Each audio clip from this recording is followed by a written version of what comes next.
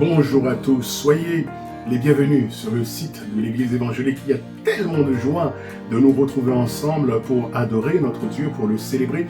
Et tout au long de cette journée, nous croyons bien sûr que c'est la journée que l'Éternel a faite.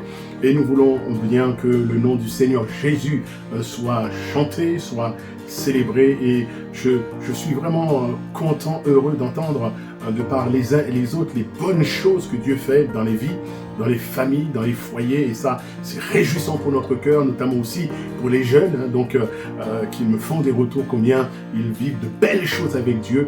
Eh bien, c'est vraiment une grande joie pour chacun d'entre nous. Avant d'entonner ensemble quelques cantiques, quelques chants, j'aimerais vous faire part bien sûr de cette annonce. Rappelez que le samedi prochain, donc samedi 22 août, nous nous retrouvons donc comme à l'habitude à partir de 10h30 pour pouvoir continuer et finaliser bien sûr donc le déménagement dans l'ancien local. Donc tous ceux qui le peuvent, vous êtes les bienvenus. N'oubliez pas vos masques, nous allons bien sûr respecter les distanciations. Nous prévoirons pour le gel hydroalcoolique, mais nous voulons effectivement donc pouvoir terminer. Donc si vous avez la possibilité, venez nous retrouver. Vous allez voir combien que c'est réjouissant d'œuvrer pour le Seigneur, de travailler dans l'œuvre du Seigneur. Alors vous soyez les bienvenus, que Dieu vous fasse du bien. Nous vous donnons donc rendez-vous, si Dieu voulant, samedi prochain, samedi 22 août, à partir de 10h30 pour pouvoir bien sûr continuer encore le déménagement et vider l'ancien local. Nous allons courber nos fronts et remettre toute cette journée à notre Dieu. Seigneur, merci pour ta grâce qui est agissante dans nos vies. Et merci pour ce que tu fais dans la vie de mes frères et de mes sœurs. Merci Seigneur pour tous ceux qui ont crié vers toi et pour lesquels tu as entendu leur voix, que tu es intervenu. Seigneur, tout au long de cette journée, nous voulons célébrer ton nom, nous voulons te chanter. Tu es notre sauveur, tu es notre rédempteur. Et nous voulons dire combien nous sommes heureux et fiers d'appartenir à un Dieu tel que toi. Seigneur, bénis toute cette journée et visite toutes les familles, les foyers, tous ceux, Seigneur, qui nous regardent dans cette journée. Nous prions que ta bonne main soit sur leur vie. Au nom de Jésus. Amen.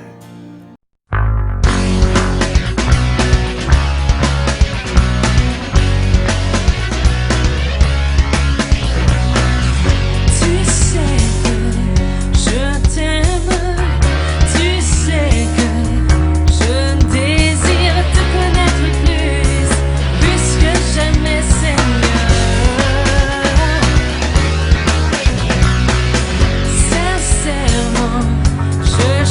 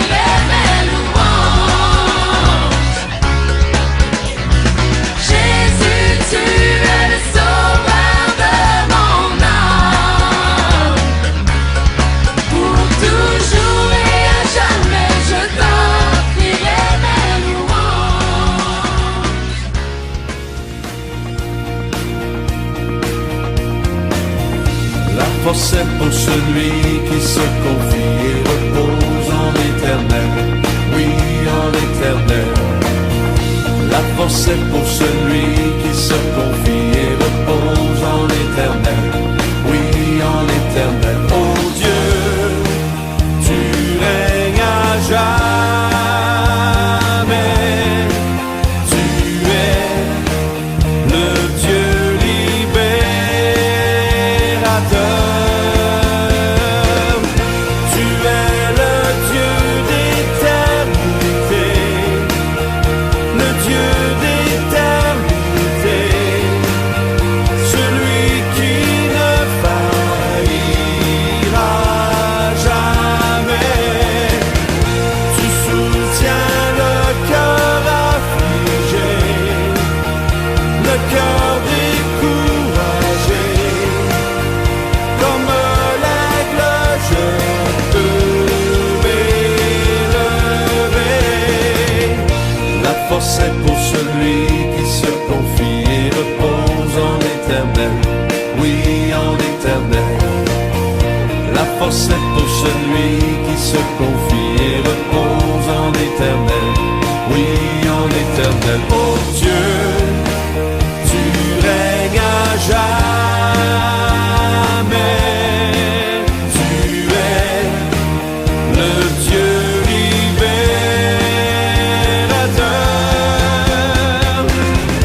Tu es le Dieu d'éternité.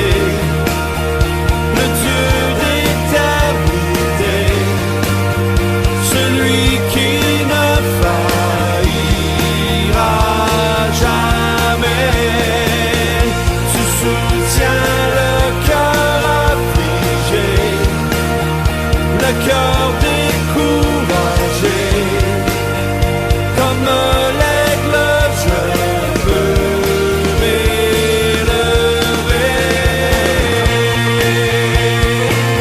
Yeah.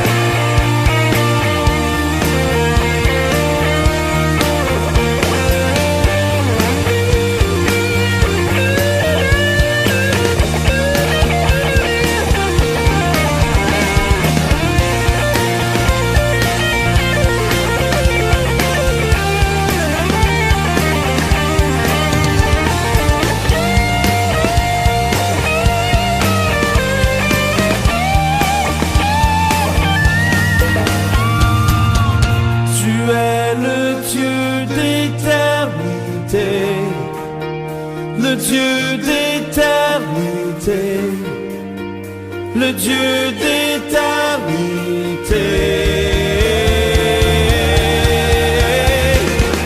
La force est pour celui qui se confie et repose en l'Éternel.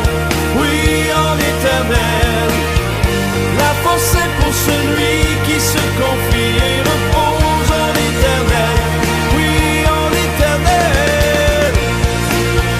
Tu es le Dieu d'éternité.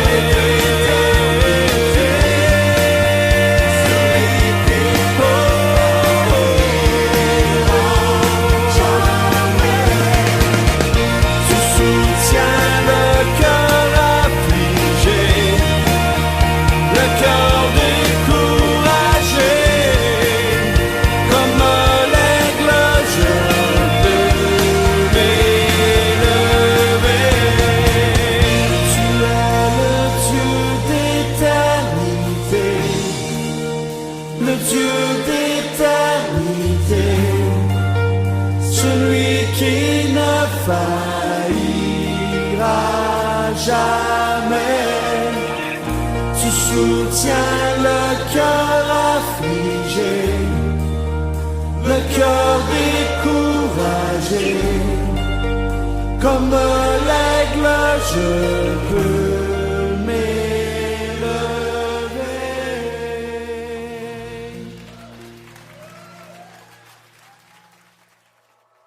Car Dieu a tant aimé le monde qu'il a donné son Fils unique, afin que quiconque croit ne périsse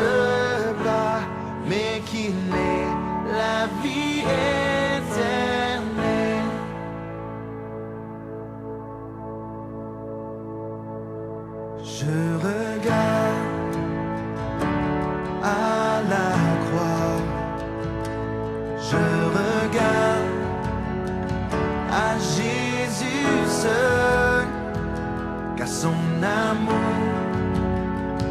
m'a restauré, son amour m'a libéré,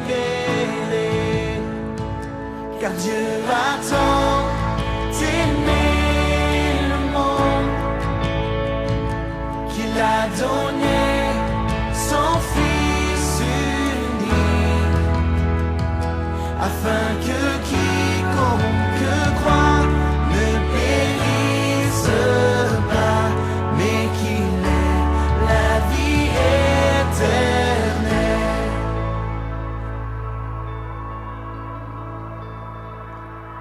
Ma confiance est en son nom, ma confiance est en sa parole, car par sa grâce il m'a franchi,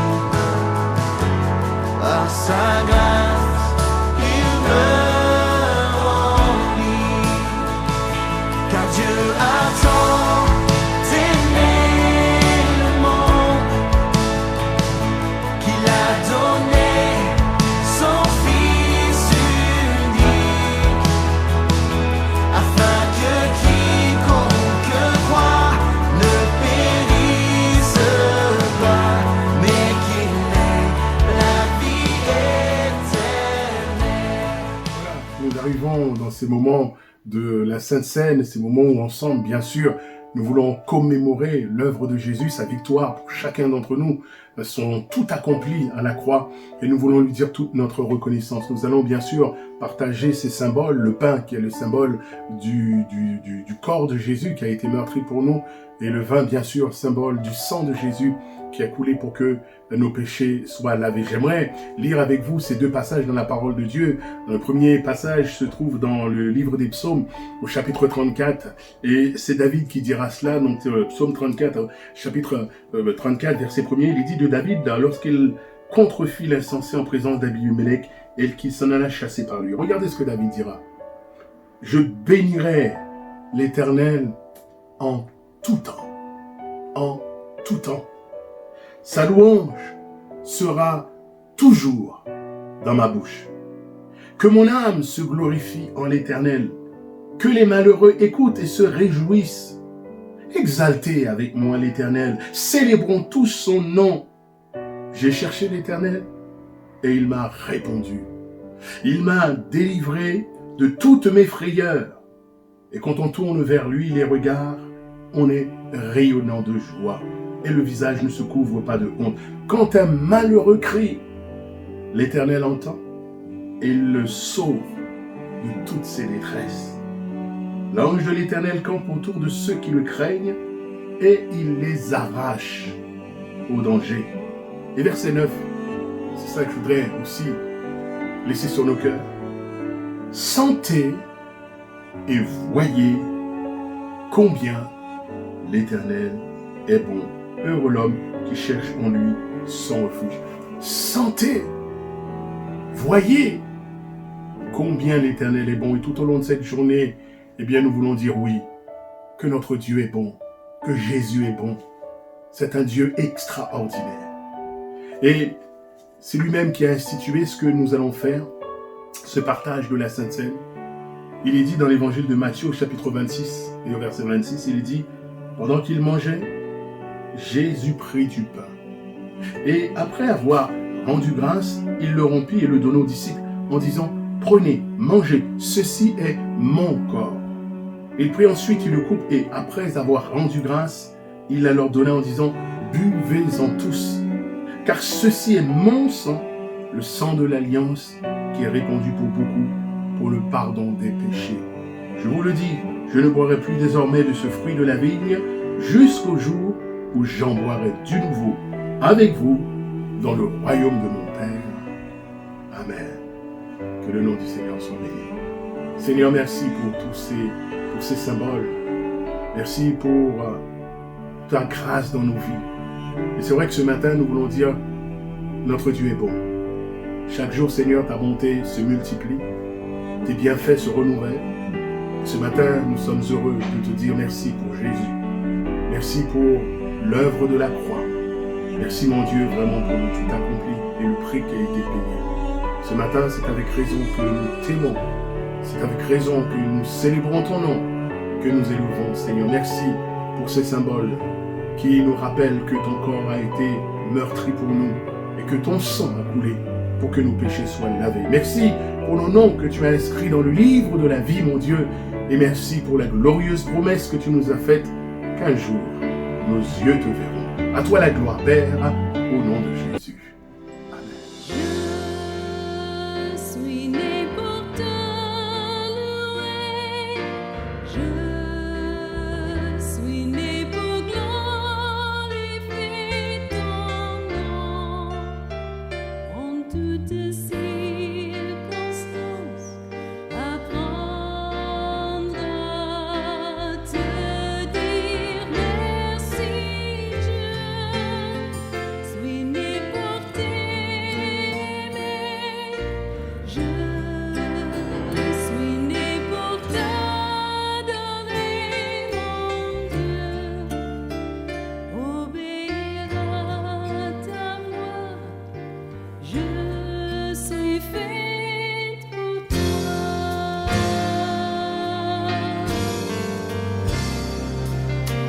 Je suis né pour te louer. Je suis né pour glorifier ton nom. En toutes circonstances, apprendre à te dire merci. Je suis né pour t'aimer. Je suis né pour t'adorer, mon Dieu. Obéir à ta voix. Je suis fait pour toi. Voilà, nous arrivons dans ces moments où nous allons ouvrir la parole de Dieu, la Bible, et entendre encore ce matin le conseil de Dieu pour chacun d'entre nous. Ce matin, c'est notre frère, le pasteur Philippe Le Perru, qui va ouvrir pour nous, et il va continuer dans cette étude qu'il a commencée, bien entendu, sur les béatitudes.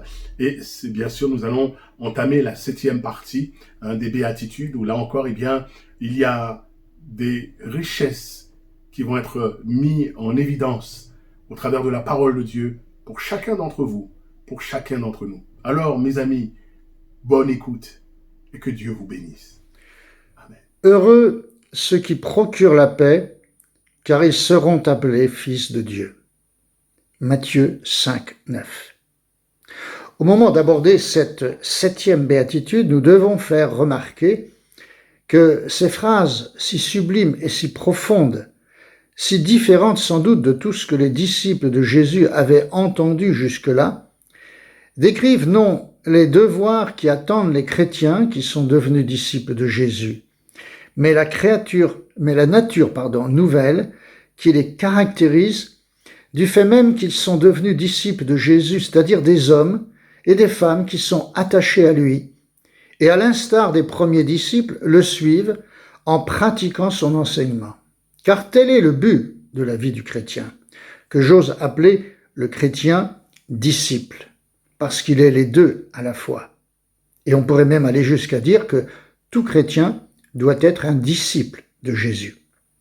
Nous devons également préciser qu'avec la 7e béatitude, nous découvrons une conséquence et un fruit de la plénitude de Dieu qui envahit le chrétien disciple. Heureux. Les béatitudes nous enseignent dès le début que le bonheur réside dans ce que l'homme naturel ne recherche pas en premier. Ici, nous nous voyons rappeler que l'action de Dieu dans le chrétien et dans la vie chrétienne est entièrement et complètement différente de tout ce que peut connaître ou imaginer un homme qui n'est pas un chrétien disciple. Comme l'a dit un grand prédicateur anglais, Jésus a établi ici un royaume entièrement nouveau et différent. L'erreur qu'ont commise les églises, qui à travers les siècles ont cherché à imposer la soi-disant religion chrétienne à toutes sortes de populations, a consisté à croire que le christianisme tel qu'il est décrit ici était une obligation pour tout être humain, quelle que soit sa langue, sa culture, son histoire ou sa religion du moment.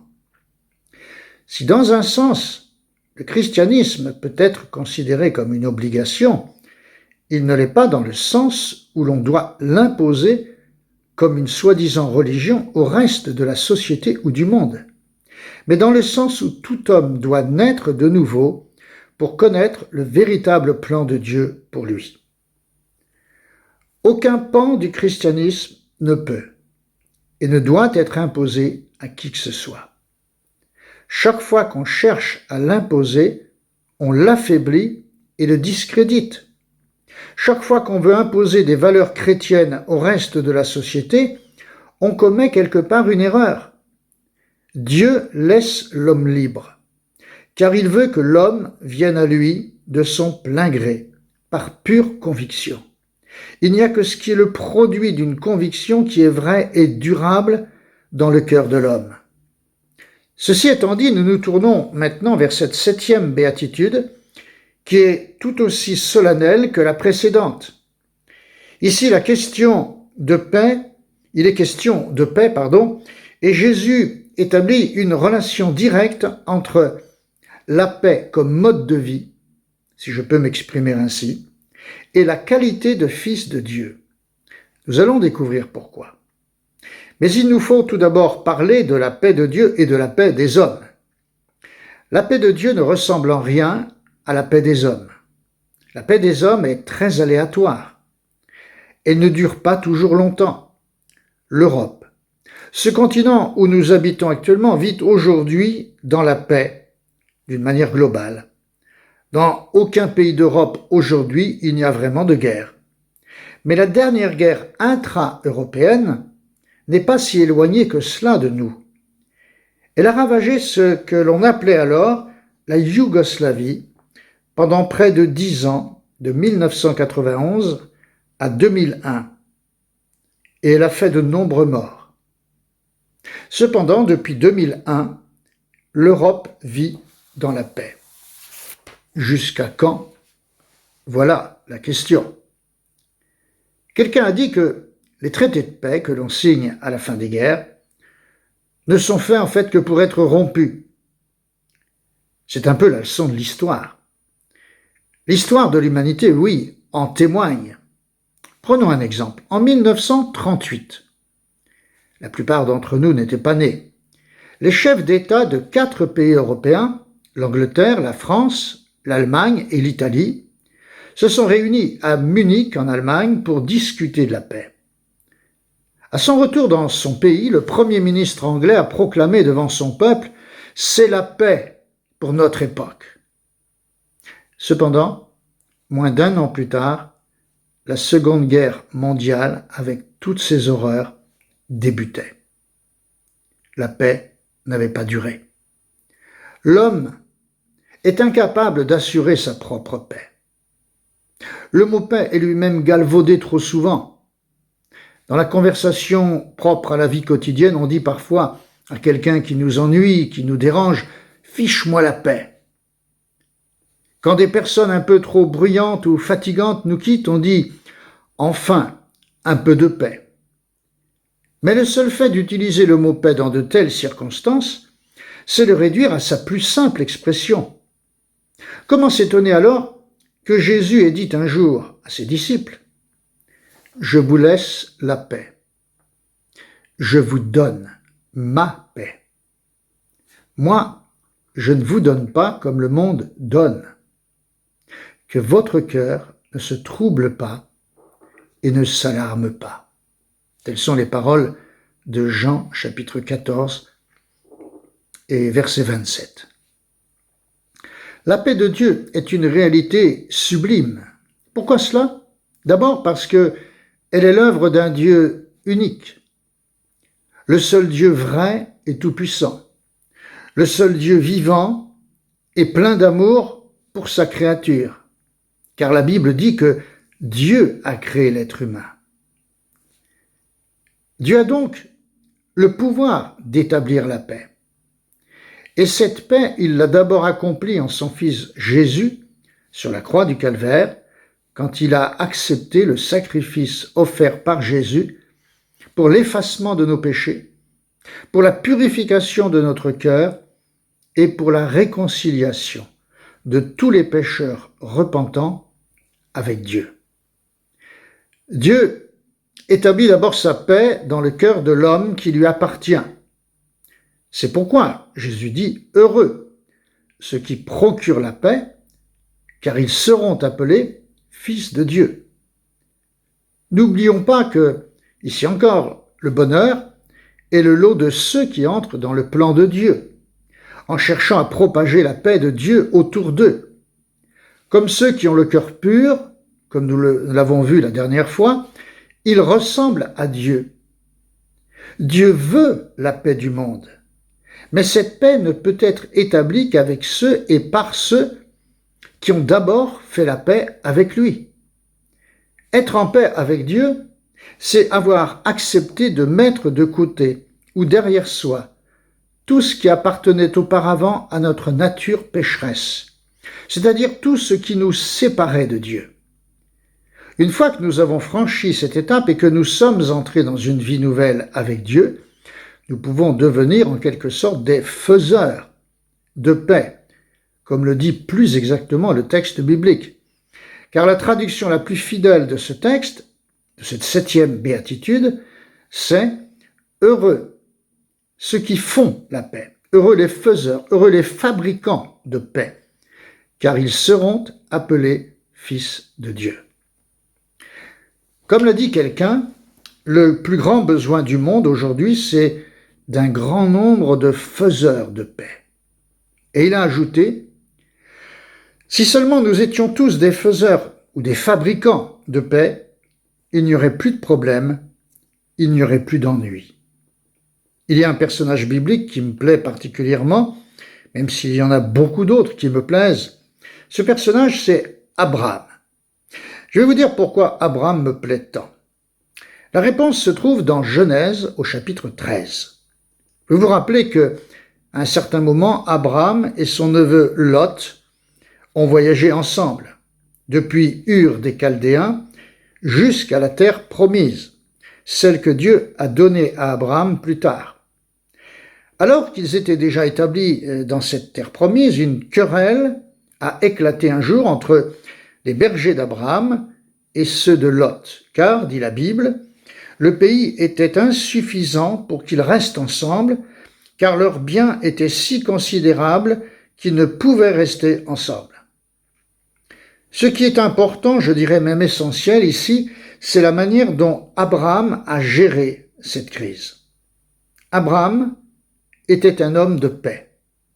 Quand donc la querelle a éclaté entre ses bergers et ceux de Lot, Abraham est allé trouver Lot et lui a dit « Qu'il n'y ait pas, je te prie, de dispute entre moi et toi, ni entre mes bergers et tes bergers, car, a-t-il ajouté, et c'est là la parole importante, car nous sommes frères. » Tout est dit ici. Au sein de cette difficulté, Abraham n'a pas paniqué. Il ne s'est pas énervé. Il n'en a pas voulu à Lot. Il ne lui a pas fait de reproches. Il n'a pas même accusé les bergers de Lot d'être à l'origine des problèmes. Abraham était un homme de paix. Alors il a dit, il ne faut pas que nous nous disputions, car nous sommes des frères. Aujourd'hui, les chrétiens doivent se comporter ainsi. Oserais-je même dire que les chrétiens se comportent naturellement ainsi? Car eux aussi, ce sont des hommes et des femmes de paix. Quand une dispute arrive, car il en arrivera, et il en est arrivé, nous devons tout de suite réagir en nous disant « Nous sommes des frères et des sœurs. Les frères et sœurs en Christ ne se disputent pas. Dieu ne le veut pas. Ils cherchent des solutions parce qu'ils s'aiment. C'est cela même qui les caractérise. C'est en cela même que le monde voit la différence ou verra la différence. L'Église du 1er siècle a démontré cela de manière remarquable. Maintenant, posons-nous la question. Qu'est-ce qu'un faiseur de paix? Ou plutôt, comment faire la paix? Dans un magnifique commentaire qu'il a écrit sur le Sermon sur la montagne, le prédicateur anglais du siècle dernier, Martin Lloyd-Jones, a écrit à propos de cette question. Nous pouvons dire deux choses. D'abord, le faiseur de paix est un être pacifique, ce qui signifie qu'il fait tout ce qu'il peut afin qu'il y ait une véritable paix entre les êtres humains. Et j'ajoute à plus forte raison entre les chrétiens. D'ailleurs, c'est ce que dit l'apôtre Paul quand il écrit aux chrétiens de Rome. « S'il est possible, écrit-il, autant que cela dépend de vous, soyez en paix avec tous les hommes. » Romains 12, 18. Nous devons bien sûr ajouter ici que l'homme de paix, le faiseur de paix, qui est normalement tout chrétien, c'est quelqu'un qui a fait de la paix son mode de vie. C'est dans ce sens que l'on peut affirmer que le faiseur de paix est une personne qui ne regarde pas les choses en fonction de l'effet qu'elles peuvent avoir sur lui. En d'autres termes, pour devenir un vrai faiseur de paix, il faut faire passer cela avant toute autre chose. Chaque fois qu'il entre en conflit avec d'autres personnes, le faiseur de paix, qui est le chrétien disciple, va adopter la même attitude que celle qu'a eue Abraham, non parce qu'il ne veut pas d'ennui, mais parce qu'il aime la paix, parce que la paix est un don de Dieu. Écoutez ce que Paul écrit aux Philippiens. Vous connaissez ces paroles certainement. Ne vous inquiétez de rien, mais en toute chose, par la prière et la supplication, avec des actions de grâce, faites connaître à Dieu vos demandes. Et il ajoute cette parole extraordinaire, merveilleuse, « Et la paix de Dieu, qui surpasse toute intelligence, gardera vos cœurs et vos pensées en Christ Jésus. » Nous trouvons ces deux textes dans Philippiens, chapitre 4, versets 6 et 7. L'homme ne peut donner que ce que Dieu lui a d'abord donné. On ne peut jamais donner ce qu'on n'a pas reçu. Le chrétien qui n'est pas habité par la paix de Dieu et qui n'est pas attaché à la transmettre ne peut pas la donner. Mais tout chrétien est appelé non seulement à être une personne pacifique, mais à être un faiseur de paix. La dernière partie de la déclaration de Jésus est glorieuse.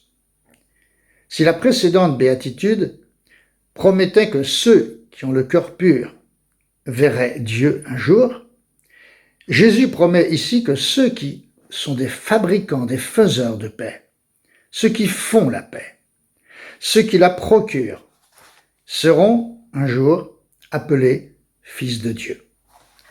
Cela nous rappelle ce que Paul écrivait également aux Romains, quand il disait « Tous ceux qui sont conduits par l'Esprit de Dieu sont fils de Dieu ». Romains 8, 14. Après tout, on peut affirmer que les chrétiens disciples ne peuvent être des faiseurs de paix que s'ils sont conduits par son esprit, par l'Esprit de Dieu. Dieu étant un Dieu de paix, seuls ceux qui sont conduits par son esprit peuvent être des hommes et des femmes de paix. Et ces gens-là, ce sont ceux qui sont nés de nouveau, comme dit la Bible. Ce sont ceux qui ont accepté toute la valeur du sacrifice de Jésus sur la croix. Ceux qui croient, c'est plus que penser, c'est une véritable croyance, une véritable conviction. Ceux qui croient que Jésus habite maintenant en eux et qu'il a donc le pouvoir par son esprit qui habite en nous de nous aider à vivre comme le décrit le Sermon sur la montagne. Dans un certain sens, nous pouvons maintenant affirmer que le faiseur de paix, c'est une personne qui a une certaine vision du monde, je dirais même une nouvelle vision du monde. Il ne peut pas voir le monde et chaque situation de sa vie quotidienne, qu'il s'agisse de sa vie à la maison, dans son milieu familial ou à son travail ou même à l'église. Il ne peut pas voir tout cela, il ne peut voir tout cela finalement qu'à la lumière de l'Évangile. Chaque fois qu'il se trouve dans une situation de crise ou porteuse de querelles ou de disputes, il doit se comporter comme le véritable faiseur de paix qu'il est en réalité. C'est en cela que, quel que soit le milieu où il se trouve, il se comportera comme un fils ou une fille de Dieu. Le disciple chrétien va toujours chercher à diffuser la paix. Et nous pouvons même dire à diffuser tout ce qui vient de Dieu, qui le caractérise, et qui caractérise l'enfant de Dieu qu'il est maintenant. Il doit donc, cet enfant de Dieu, prendre conscience du nouveau rôle qu'il a à jouer. Il doit véritablement représenter Dieu partout où il est, qu'il s'agisse de sa famille, de son milieu professionnel, de tous les endroits en fait où il va se rendre. Nous ne devons jamais oublier, quel que soit l'endroit où nous allons, que nous sommes des enfants de Dieu et que nous devons rendre le témoignage de ce qu'est un véritable enfant de Dieu devant ceux qui ne connaissent pas Dieu en particulier. Ici encore, comme dans la béatitude précédente, nous pouvons dire qu'en étant appelés fils de Dieu, les chrétiens sont appelés à ressembler à Christ. Et c'est là leur bonheur. Vous connaissez tous l'expression « tel père, tel fils ». Nous sommes ici en plein dedans. Nous sommes appelés à ressembler à notre Père. Tous les fils ne ressemblent pas systématiquement à leur père. Il y a des pères qui sont des gens bien, mais dont les fils tournent mal. Et il y a des pères qui ont été des délinquants, mais qui ont un ou des fils, ou des filles bien sûr, qui ont bien géré leur vie. Les exemples de cela sont légion. Mais nous avons un Père merveilleux, bon, bienveillant, tout-puissant, fidèle à sa parole, et qui a tout fait pour que nous lui ressemblions. Certaines personnes n'ont pas connu leur Père. Mais, dans tous les cas de figure, ces gens-là ont appris à vivre et sont devenus parfois même de très bons pères. D'autres qui ont eu un père ne savent pas ce qu'est un vrai père pour différentes raisons. Mais Dieu, lui, est un vrai père pour tous ses enfants. Et nous pouvons vivre dans la pleine confiance en lui, en nous attendant à lui chaque jour, car comme le dit le prophète Jérémie, ses bontés se renouvellent chaque matin. Nous pouvons donc vivre, je dirais en conclusion, en nous appuyant sur Dieu jour après jour. En Jésus-Christ, Dieu nous appelle ses fils et ses filles. À ce titre, nous avons un nouveau défi devant nous.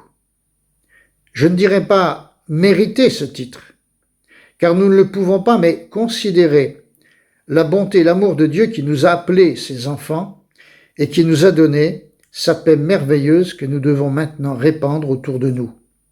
Cette paix habite dans le cœur de tout croyant, de tout chrétien qui se confie en lui. Et il peut la répandre autour de lui partout où il se trouve. Que Dieu fasse de chacun de nous des faiseurs de paix dans toutes les circonstances. Amen.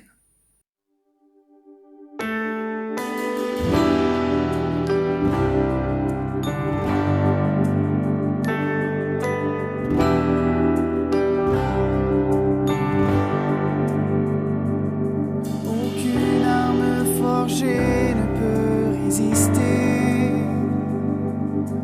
Aucune ombre ne peut dominer. Aucun autre Dieu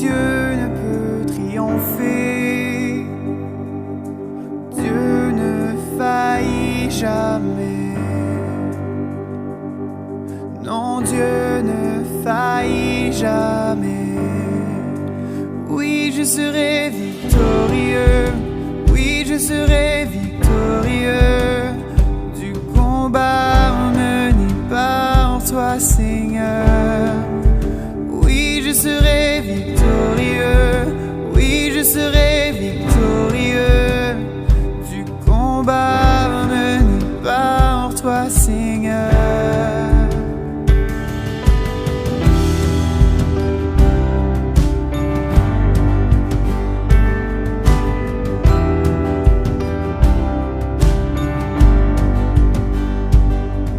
Ma force est dans le puissant nom de Jésus. Chaque combat sera remporté. Je me tiendrai debout face aux géants. Ma victoire est assurée. Oui, ma victoire est assurée.